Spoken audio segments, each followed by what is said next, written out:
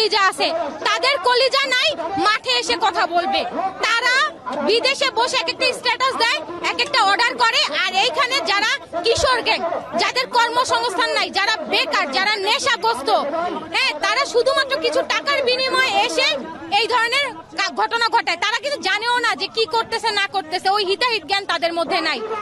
এই নেশাখোর, গাঁজাখোর, এই কিশোর গ্যাং, সন্ত্রাস গ্যাং, এরা হচ্ছে এই হামলাকাণ্ড ঘটিয়েছে।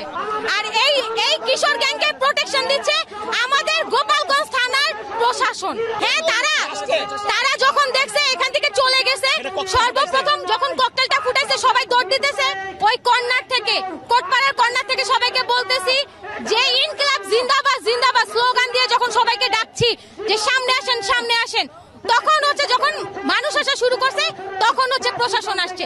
তার এক প্রশাসন কোথায়? এই যখন ধাওয়াটা দেওয়া শুরু করলো আমরা প্রশাসনকে দেখি নাই, তারা কোথায়?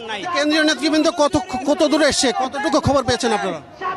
আমাদের কেন্দ্রীয় নেতৃবৃন্দ তারা, আমরা তো মাত্র এখন একটা হামলার শিকার হইলাম মাত্র, আর তারা প্রতিটা পদে পদে ঘাটে ঘাটে তারা হচ্ছে হেনস্থার শিকার হচ্ছে, হামলার শিকার হচ্ছে, প্রতিবন্ধকতার শিকার হচ্ছে। তো সেইখানে প্রোগ্রাম না, এখানে মুজিববাদ মুর্দাবাদ কর্মসূচি হবে। আমরা এখানে সংযুক্ত থাকবেন, আমরা থাকবোই এখানে, আমরা এটা শেষ দেখবো। আর এই প্রোগ্রাম আমাদের কাছে এখন চ্যালেঞ্জ, এই প্রোগ্রাম বাস্তবায়ন করা হচ্ছে আমাদের কাছে চ্যালেঞ্জ। আজকে আরো 2টা থানার প্রোগ্রাম আছে, পথযাত্রা, প্রয়োজনে গোপালগঞ্জের হবে, তারপরে ওই 2 থানা, কিন্তু গোপালগঞ্জ হতে হবে।